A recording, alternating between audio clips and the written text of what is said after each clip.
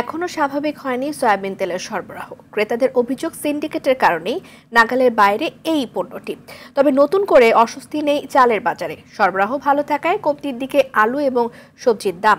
হাঁসের দাম কিছুটা বাড়লেও স্থিতিশীল রয়েছে সব ধরনের মুরগির দাম। তবে এবার মাহিন আরাফাতের রিপোর্টে বাকিটা দেখব।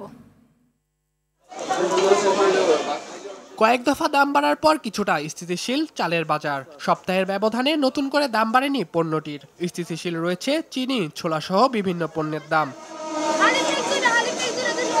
বাজারে স্বস্তি মিলছে শীতকালীন সবজিতে, তবে পাইকারিতে 2 থেকে 3 টাকা বেড়েছে পেঁয়াজের দাম। বাজারের সময় শীতের সময় সব মালের দাম কম।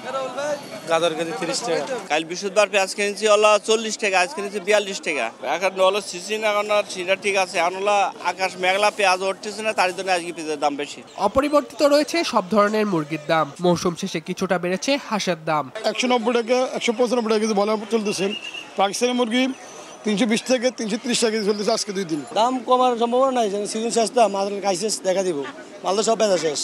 এখন বিভিন্ন কোয়ালিটি আছে, ছোট বড় আছে, 500 আছে, 600 আছে, 700 আছে, 800 আছে।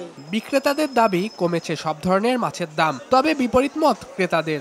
আর নদীর ফলি মাছ আগে আসছিল 600 টাকা কেজি, এখন 500 টাকা কেজি। আগে দেশি কই মাছ আসছিল 1500 টাকা কেজি, আজকে 1900 টাকা কেজি। কিনা ছিল মনে হয় আপনার 800, এখন কিনে এলেও মনে হয় 700, কিন্তু তারা তো দাম ছাড়ে না।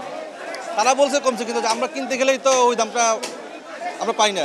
স্বাভাবিক হয়নি বোতলে সয়াবিন তেলের সরবরাহ।